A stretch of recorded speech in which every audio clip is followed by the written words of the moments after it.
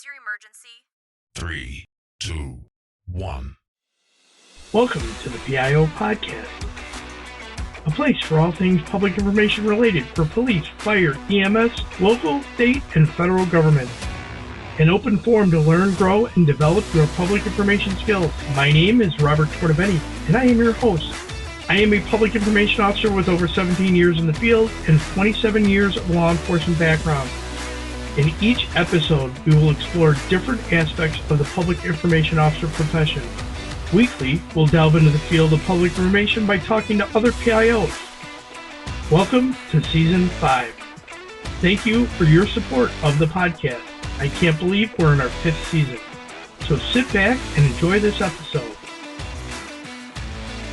Today on the PIO Podcast, we'd like to welcome Bridget Truxillo, attorney and retired law enforcement officer. Thank you for being on the show. You're so welcome. Thank you for having me. Thank you. And Bridget, first, as we start off, and I start off with everybody that comes on the show, let's start out with your background in law enforcement and how did you make that transition to becoming an attorney? Yeah, so let's see. The week after I graduated from the University of Florida, go Gators, I went to the police academy, and that's because my degree is in environmental horticulture. That's one of these pieces of paper behind me. That's that one. You can't see, but the framing around it has orange and blue. Go Gators. Anyway, I love University of Florida, but did not want to do anything in environmental horticulture. It's a long story how I ended up there, but partly because I wanted a job that I thought would require me to be fit, because I was into fitness at the time, and I was in my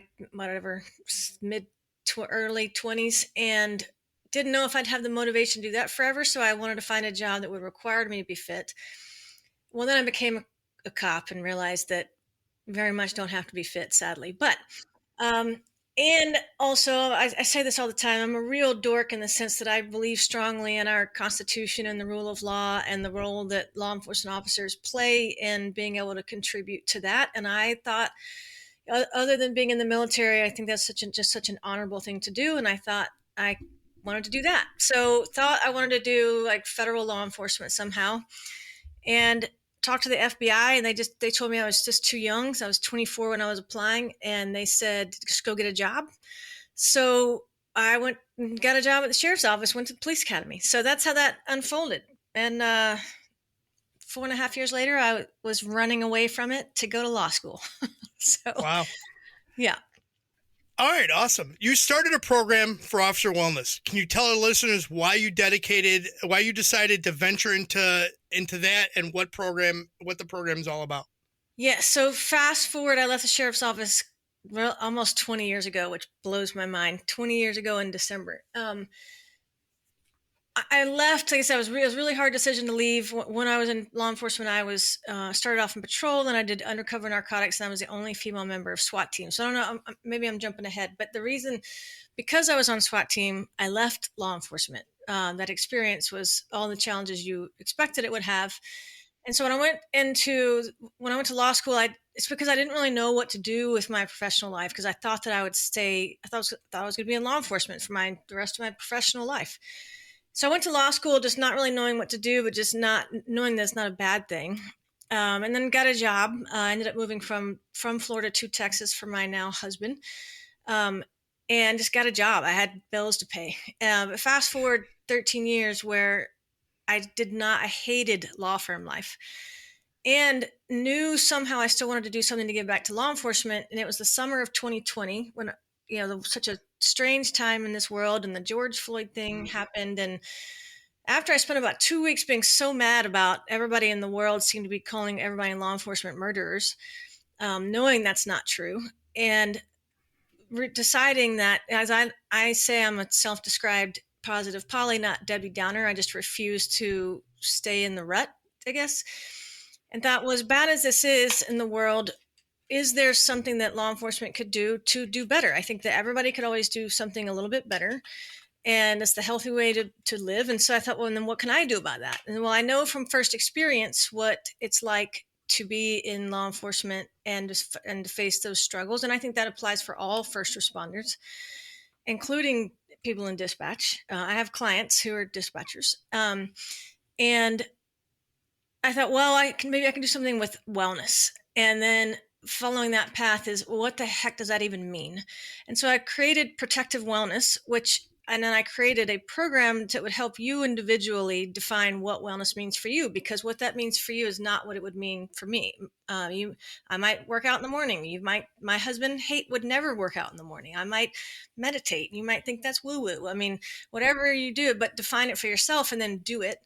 And then as I was kind of trying to get that off the ground, people would hear my story and then call me and say, hey, I'm a cop or I'm whatever. And that I went through the same thing. I'm going through the same things you went through. Can you help me? So then Lady Law Shield was born.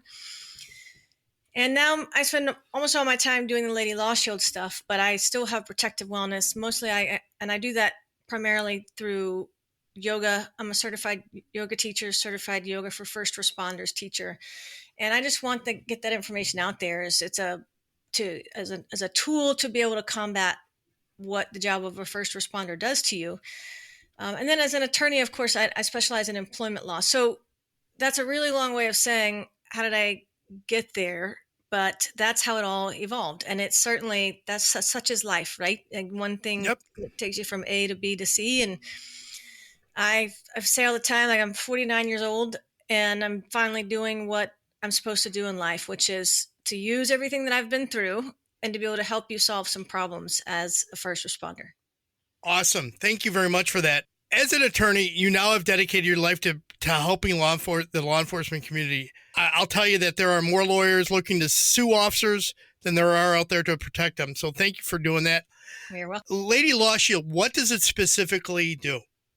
Very specifically, I help with employment-related problems. So harassment, discrimination, retaliation, something like that. I also help officers who've been placed on a Brady-Giglio list. And when I say officers, it's actually, I also have a dispatcher who's been placed on a Brady-Giglio list. And if you're not familiar with that, without giving you a whole law school course, Brady and Giglio are two U.S. Supreme Court cases that identify and define a criminal defendant's rights in trial. And that includes that if the prosecution has any information that would help that defendant defend themselves or keep them out of prison, you have to turn that over. That includes that if anybody along the way that was involved in the case has done anything untruthful, if you lied about something, then they're required to turn that over to the prosecution. Prosecution then has to turn that over to the defense. Basically what they'll do is they say, hey, this officer or dispatcher, which I thoroughly disagree that dispatchers should be on a Brady list,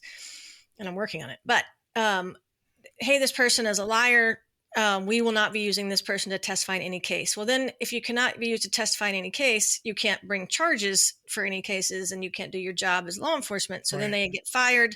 They're labeled as a liar for the rest of their lives, and they can, in essence, are kicked out of their career.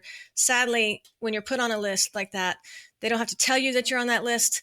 They don't have to tell you that they don't have to take you off. There's no way for you to clear your name once they get you on there. And over and over and over again, I have people call me then to give me their story, and it is not a Brady situation. It is nothing untruthful. And so then we put together a plan. It's kind of a PR plan to try and get them off. So I'm very specifically employment-related matters. And yesterday when I was presenting at a conference, one of the questions was, and I get this question a lot, is, well, I'm an FOP or I'm in a state union or so whatever. How do you differ from my union? Or what if they tell me I don't have a case? Then I'll say, number one is union attorneys don't do employment law. They'll advise you if you're in trouble or you're being disciplined, or they can help you with that part of it. But if it gets to the point where you need to file a EEOC claim or put your agency on notice of some harassment, discrimination stuff, they don't do that part. And so I often work with union attorneys to work on that side of it that I do while they're working on the side that they do. So I'm certainly not saying your union attorney is no good. I was in a union and I would still be if I was a cop. But so that's how I help, very specifically in the first responder world. I'll tell you, when I was in law enforcement, when I was an officer and we had a union, every time from the officer side of it, and then when it became management, and I would see these attorneys come in very poorly prepared. Almost most of them certainly did not know current case law was an interesting one. and I always paid for extra legal services Mhm. that so I could protect myself. And then Yeah. I always suggested to my officers when they came under my command, get your own legal service to protect you, because the union is only out for what benefits the union, and they're going to immediately sever themselves from you if they think that there's a problem. And Yeah. they're not going to protect you. And very frequently that happens with even local government. They're going to separate from you pretty quickly if Yeah. they believe that you did something wrong. So you have no protection in that aspect. So yeah. Yeah. And that happens a lot. Yesterday was like, well, I called my FOP attorney and he basically said, well, just pick your battles. I mean, how much of a problem do you want to create for yourself? And of course, Ouch. having been in a situation where I once went to my lieutenant and said, and who was also my SWAT commander, and said, hey, I'm not asking for better treatment. I'm just asking for equal treatment. So like if I'm going to get in trouble for everything that you can find in the handbook, then everybody should get in trouble for that. Or how about just not writing me up every opportunity you get? And he said to me, don't make problems for yourself where there's not any. And I said, I am dealing with problems. It's kind of why I'm here in the office today. But I hear it a lot, or they'll say, no, don't do this. You can't make that claim. And I'm so glad that you have that. I mean, either I'm sorry because you had the experience and you learned the hard way to do that. But also, I'm so glad that you share that message, because I hear it all the time. Or people will call me and it's too late. I can't do anything. Where they say, well, you trust this person. And what I will say to that is continue to trust the person and get as much as you can out of them. Well, I have conversations with people, even sometimes they hire me, and then I'll find out, well, yeah, I have this union and my union lawyers help me. I'm like, okay, I did this the other day, a girl out of Texas. I said, go to your union lawyer, see if because I talked to her union lawyer. He said, yeah, I'm going to try and settle this for her. I called her right away and said, look, go with what he can do. He thinks he can get you 1.5 to 2 years of salary. Right. I don't know if you can afford for me to do that for you. So go do that first. And I even said, I'll even give you your money back if you can get him to help you first. You're paying dues. You eke as much out of that as you can. And also, you're probably still going to need me if you think that you might need me, you probably need me. Right. Right. Absolutely. So in my field, in my background as a public information officers, we're always working to address the crisis that face our agency. How can your firm help them protect themselves? Well, that is a good question, because it comes to it's like things you teach your kids. The right thing to do is not always the easy thing to do. Do you have kids? Have you raised kids? I have 3. I've got in their 20s, thank God, and all of them came out pretty good. That's nice. I have 3, and I have 13, 12, and 7-year-olds. So I'm still in the throes of teaching kids, like my kids, things like that. Like the right thing to do is not always the easy thing to do. And that applies so much in the law enforcement context. Standing up for yourself is not always the easy thing to do. Calling out one of your officers or one of your, like if you're a sergeant or lieutenant or whatever, and there's people below you, and maybe it's not the way it's ever been done before. But it is so important that you call out things that you see that are wrong, because it will blow up at some point. And if you don't do it, chances are it's just going to keep getting worse and worse and worse. So let me give you an example. So I have a client who the chief asked her, they were having a conversation. We went to the chief, she had made a mistake, and she requested a meeting to say, hey, look, I made a mistake. I'm sorry, but I want you to know I'm committed to this. Is there anything else that you'd like me to do so that I can show you that you're looking for, so I can show you that, I can fix this. Part of the conversation, he's like, yeah, I've just been a little distracted lately. There's some things going on at home. And he's like, oh, well, is everything okay? Are you safe? He's, blah, blah, blah. She's like, oh, yeah, no, it's none of that. We're just going through some things. And then he said, well, are you still intimate with your husband? And she was very uncomfortable with that situation and didn't answer it. And then he asked a second time. And then finally, she kind of glossed over it and tried to move away into she ended up reporting it because she was so uncomfortable with it, because she already felt like he was targeting her anyway as a female. Well, we come to find out 1 year prior, somebody else in the city, which is a small department, so within the same department, you had like City Hall on one side and the cops on the other side. Somebody in the finance department did have a domestic situation, and he's like, well, are you okay? Are you safe at home? She says, yeah, I'm fine. Everything's okay. I'm not, no, I'm not. He's not hurting me. And he said to her, well, are you still intimate with him? So she immediately reported it, put it in writing, sent it to HR. HR, not only did they not do anything, but the HR director went to her and said, "Are you sure you want to ruin this man's career?"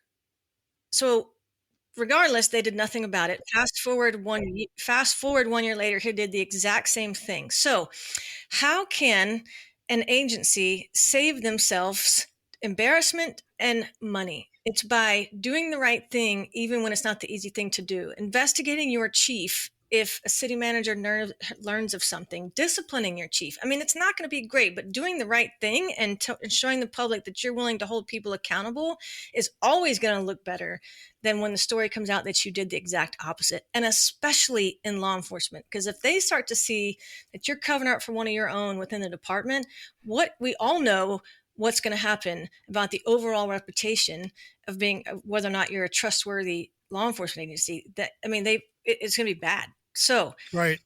do the right thing, not necessarily the easy thing, which is hold people accountable to being the right kind of people, making the right kind of decisions. And that's not just constitutionally when you're out on the street, whether or not you make a lawful or unlawful arrest. It also applies within, under your roof, and the decisions that are made and how people are treated.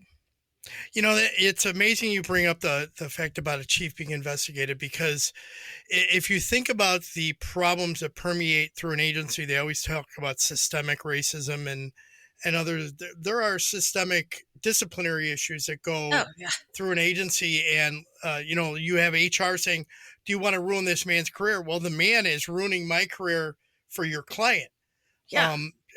In the sense. So what are they weighing there? I mean, to me, they're looking at it. Oh, we don't want to be sued, but at the same time, they're sending the message to anybody that comes in and wants to complain or file a complaint that it's really not in your best interest, because you're going to ruin somebody's career, but they're damaging me. Yeah. Personally. Yeah. Yeah. It's really, it is something to be said about the systemic way that HR and management sometimes does things in order to overall protect the agency, in what they think is the best way, Mm-hmm. and it's not necessarily in the long run. You look at like what happened in Cleveland with the Scorpion unit, or not Cleveland, um, in Lexington, Kentucky, with the Scorpion unit that beat that man up. Oh, That yeah. the Oh. officers were just convicted. How many times had that unit been investigated, and nothing was ever done about it, because they Yeah. were doing the right thing about stopping crime. Yeah. Yeah. Yeah. All It right, has, so it definitely has go ahead. amazing spillover. Yeah. I mean, it has amazing spillover effects. Um, I mean, we've all done it. Like the first time you arrest somebody, and you can tell like it's the first time they ever committed a crime, and they got caught, and you just, that look they have over them, and they're not, maybe they're so sick with themselves, or they just look like they're going to throw up because they've been so freaked out about it. But the more that they do that, the less it starts to affect them, to where that crime's not that big a deal to them. And I just think that's how it always goes. When you do the wrong thing, it starts to feel less wrong over time, even if you still know this is the wrong thing. It just doesn't feel gross to you anymore. So it has an unbelievable spillover effects. But yeah. Bridget, what kind of cases specifically do you handle at Lady Law Shield? Well, one of the questions I get a lot, including yesterday, I got the question at least twice. I help people nationwide, not just within my state, which is Texas. Well, I live in Texas. I have a hard time defining myself as a Texan per se, even though I've lived here for a very long time now. But so I help people on a nationwide basis, because the issues that I help with are federal laws. So whether that's the EEOC or FMLA. The other day I was advising somebody on out of Illinois. It was a national labor relations issue, because they had some I feel like he's being retaliated against for his unionizing efforts. Mm-hmm. We don't have those kind of things in Texas or many other southern states, but if it's a federal law, or if it's federal case law, I can advise and help. Or if I file your EEOC claim, I can do that for you. So I help with, a lot of it is harassment, like I said, discrimination, being treated differently than, or in a disparate way, because you are because of your race, your gender, your religion, which I don't get that many religion cases, age, there's a couple more. If you are in the definition, what that's called is if you're in a protected class. That's a legal term of art. But then I also help with officers who are on a Brady gig, or anybody who's been put on a Brady Giglio list. And when I get that one, I look at it to see did they use the Brady list as a harassment or discrimination tool, or if not, then I look at I sort of do like this public relations campaign, like all the people we can reach out to try and make people aware of what's happening and getting rid of good cops and making your communities less safe and trying to get you off the list. Or if you're retaliated against for like workers' comp claim. I have a client, it's a guy. The majority of my clients are men, just by virtue of the fact that it's still a majority of men in the field, in the career. He was injured on the job, mandated training. It had surgery, didn't work, had to have surgery again. Some of the guys around him, and sadly this happens, that started to think, oh, you're still on light duty, you're milking the system, you're weak, you're a sissy, that they use different words for that. Ended up basically a sexual harassment case, and some things they put in his desk and things that they did and said, they took it too far. He ended up notifying HR that he felt like he was being retaliated against for taking workers' comp, and he filed and put them on notice of the sex discrimination or harassment, and then they fired him. So that was then also a retaliation case. So in general, I say harassment, discrimination, retaliation, FMLA, ADA. If you don't know what those letters mean, just send me an email. I'll tell you what they mean, or Google it. No, I know exactly what those are. But thank you. I appreciate that. Bridget, I am a strong proponent of public information officers getting their own self-care. Where do you see officers go wrong with their own version of self-care? I mean, primarily it's I'm fine. I don't need any help. The bigger one is where I would say that you do need to talk to somebody. Whether that's you're reaching out to somebody in your department. If you have a really great employee assistance program, do that. Sometimes that includes that you get to talk to a therapist. And what I mean is, I think sometimes you actually need to talk, whether it's your priest or just somebody that's not your wife, mom, best friend, because they're not equipped to help you with that. But you're putting that burden on them, and they love you and they want to help, but they don't know how. And right. Talking with a friend or something can be good, but long term, because this job does things to you that last a long time. To me, it's that I think they're ignoring like going to talk to somebody. Or I will say yoga, because the Yoga for First Responder program, people say, I'm not doing yoga, I'm not flexible. I'm not doing yoga because I'm not going to go sit with my legs crossed and burn incense. And I say, great, because it's actually none of those things, because what it actually does is help you process stress and build resilience and increase performance. So, and when you look at yoga that way, you think, oh, I could do that. And so I think it's having a very narrow vision of what wellness means, or what tools you are in your toolbox, right, and expanding that view and really looking at like, no, you really do need to take a proactive. And I mean, I've had people and clients say, I thought it was okay until I wasn't. And, the anger is a big issue. Sadly, as we all know, alcohol can be a big problem. And then sadly is you just don't want to ever get to the point where people start to feel like, well, I'm the problem, so I will remove myself, and then there won't be no problem. So I mean, I've multiple clients who have attempted suicide. I've talked to even more people that aren't my clients, but tell me that they were attempt suicide. And I've had a conversation with a 30-year firefighter who was in tears. A man saying, like in tears, saying, I've given my 30 years of my life to this, and all of a sudden I feel like nothing I've done has ever mattered. And that's a very dangerous place to be. So that yes. I just feel like it's that or me saying, I have a therapist. I talk to a therapist. Sometimes it's every 2 weeks. Sometimes it's once every couple months. Like right now I'm okay, but I'll get on the phone with her and just kind of start going through everything. And I will say, people are like, oh, but you're a girl and that's what girls do. Like, well, BS. No, I do it too. Trust me. I see a therapist. Yeah, I mean, it helps me in every way. It helps me let go of the things that I don't need to hold on to, that I have no control over. It helps me. It helps my marriage. It helps me as a mom. It helps me in so many ways. So I feel like that's a bit, that's where we're missing, is just taking a very narrow view of, oh, you're in a critical incident. Oh, we're going to go make you get some therapy 3 times, check the box. Okay, that's done. Like, no, it's so Right. much more than that. It's so much more. Absolutely. I completely agree. And from someone coming from a department where we had 2 officers commit suicide in 10 years, I lost a friend from the academy through suicide. I known several other officers that have attempted suicide, and Chicago PD, which is known for the number of suicides that they had last year alone, Yeah. was a staggering number. Mm-hmm. It's officers need to realize it, need to seek help. They need to stop thinking that they have to have that stiff upper lip and we're tough men, and go get the help you need and get the resources that you need to, be around for your family and your kids. Right. Because someday you won't be in that job anymore. And you want to be able to function as a human being for yourself and for everybody that loves you.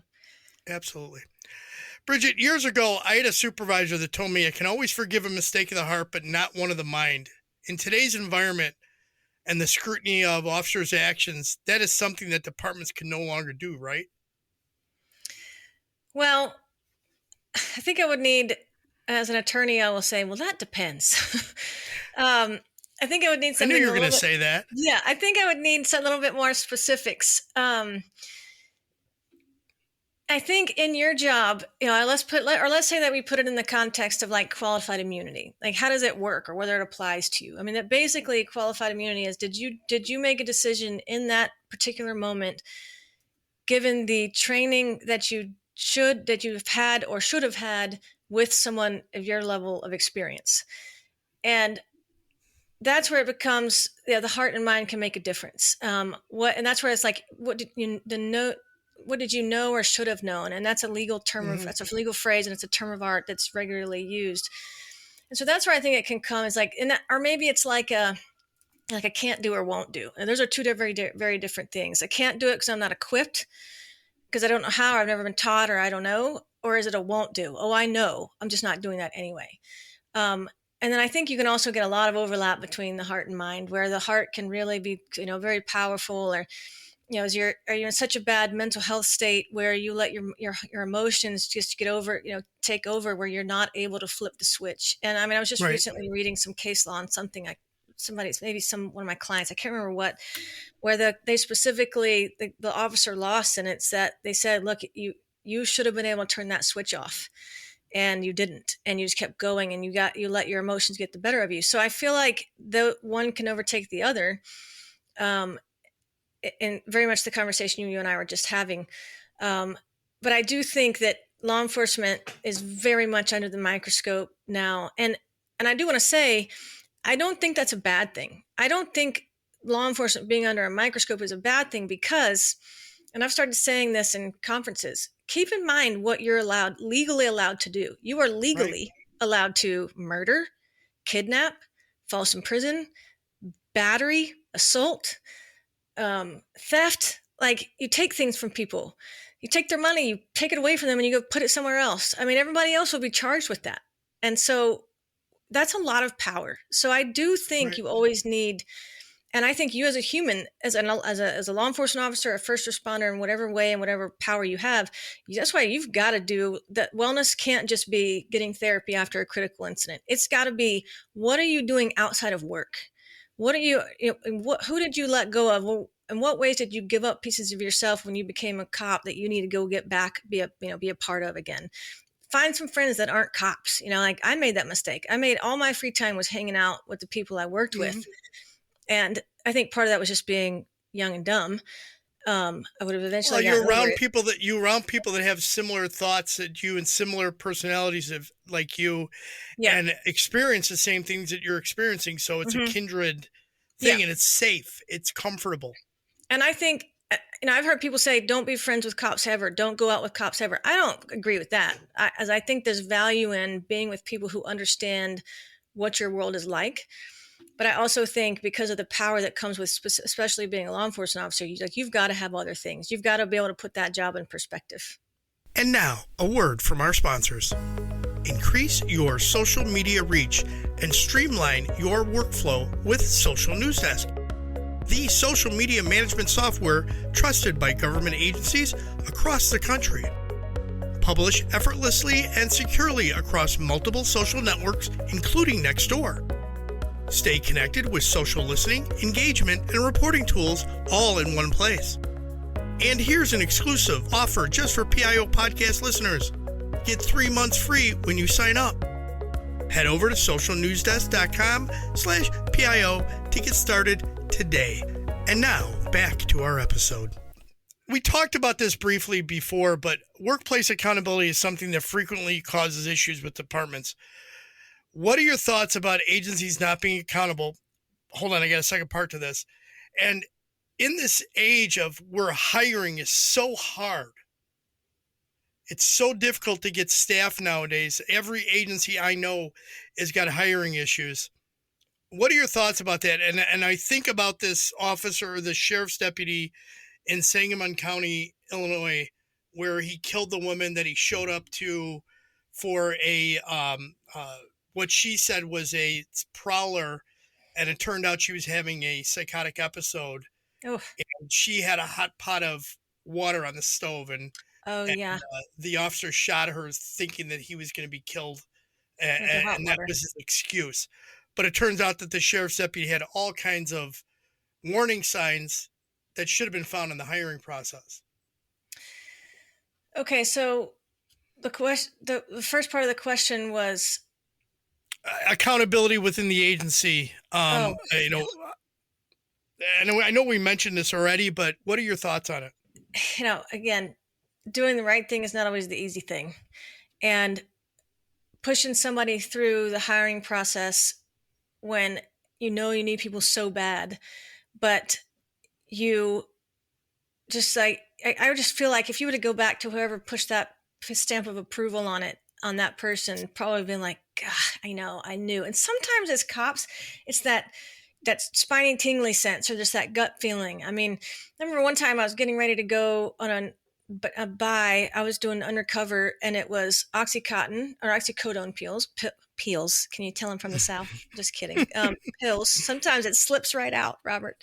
I was going to buy some oxycodone, which is you all know it. It's a strong painkiller, but it's supposed to be time release, and so you chew it or you can burn it, and all the bad things with it.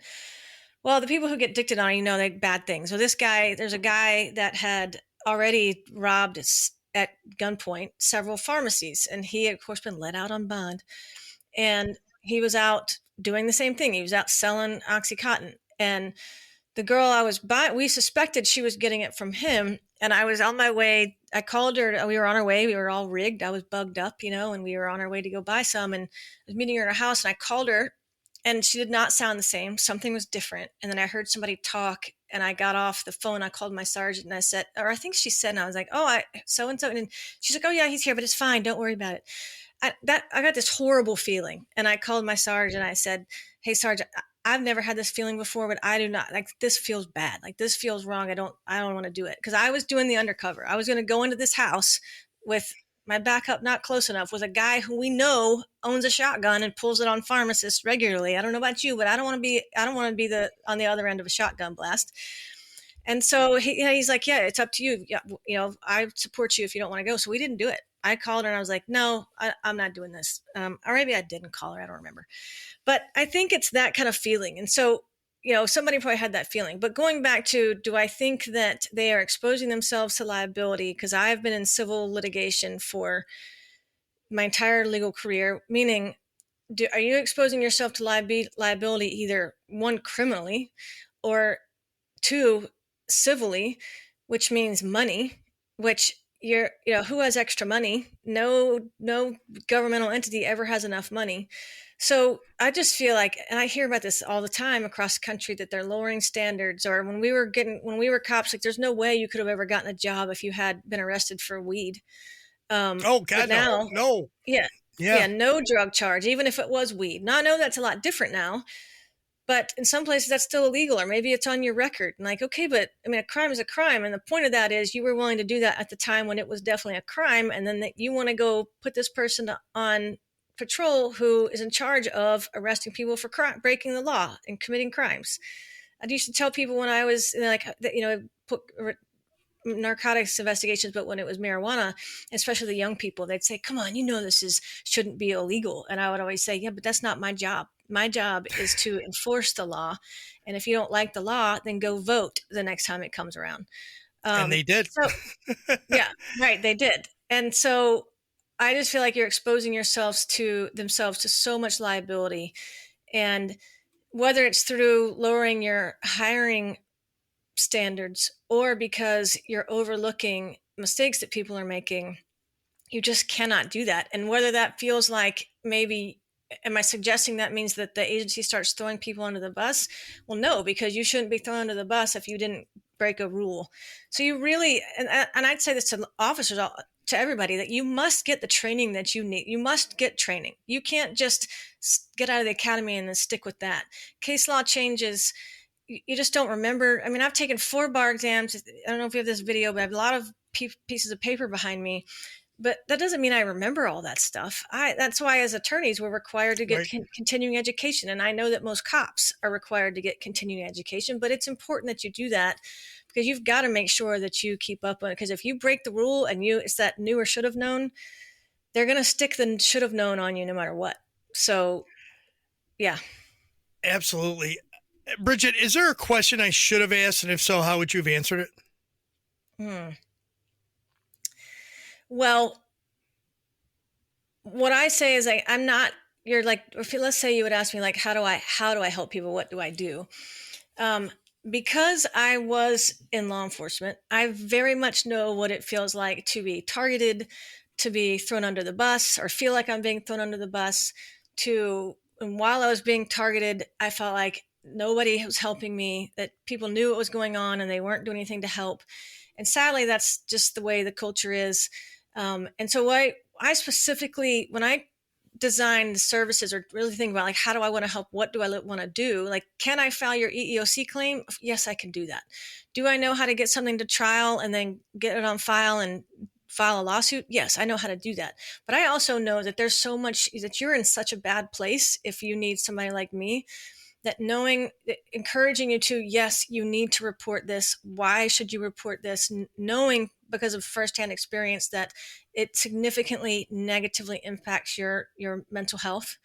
And it's infecting everyone around you. I bet if you're married, your wife or your husband knows every single detail about every single problem that you're facing. Or the opposite is that you've clammed up so tight that they're freaking out because you don't talk anymore.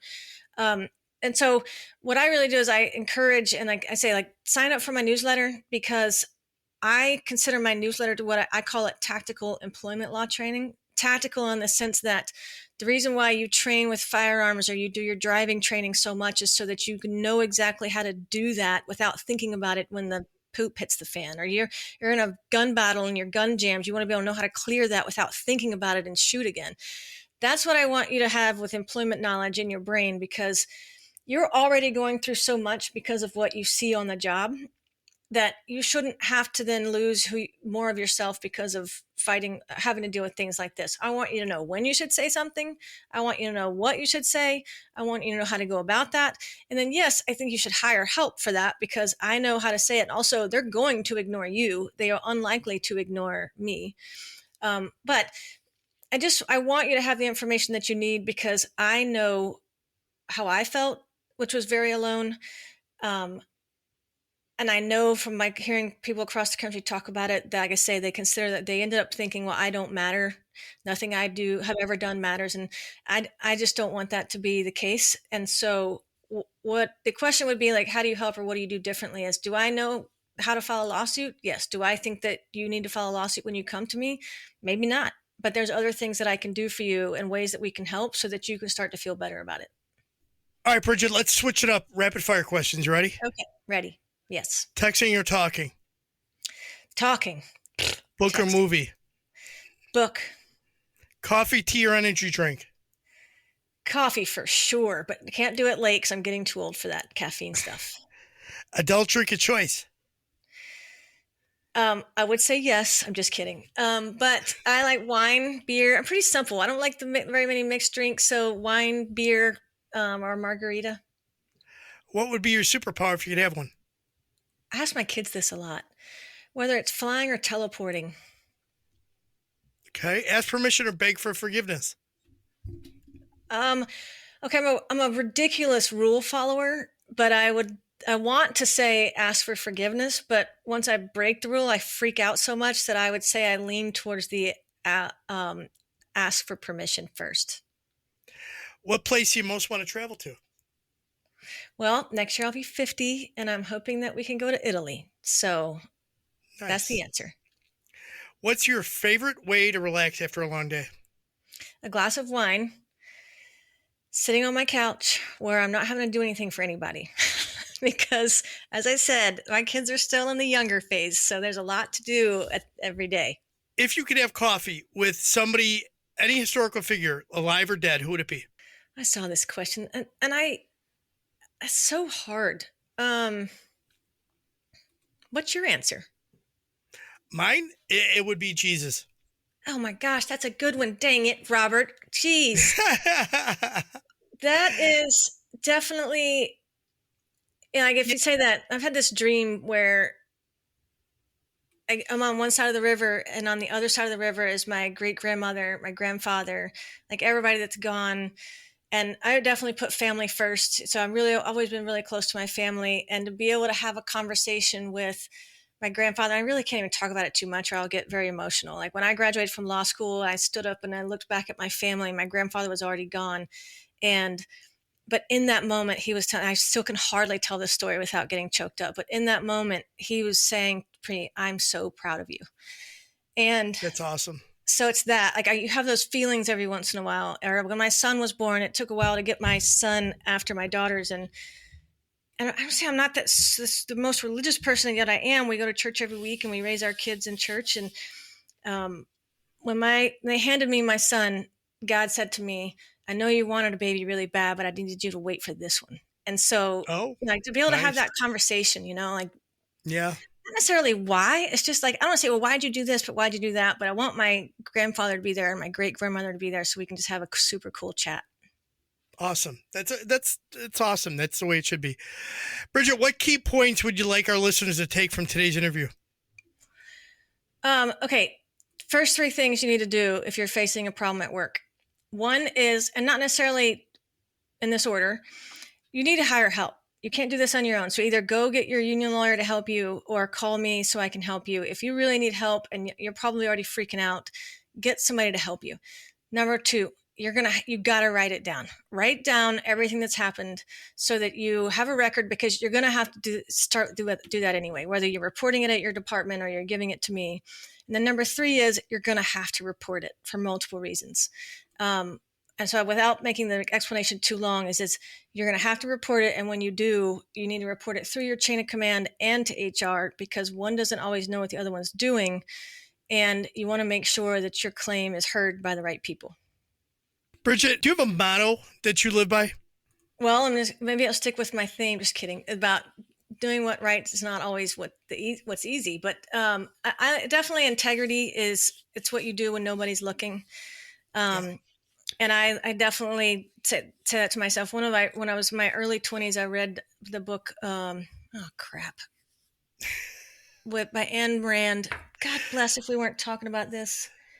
And it's a heavy theme of integrity throughout the book. Harry Rourke is an architect, and he chooses to work in a quarry mine, making almost no money and living in like squalor.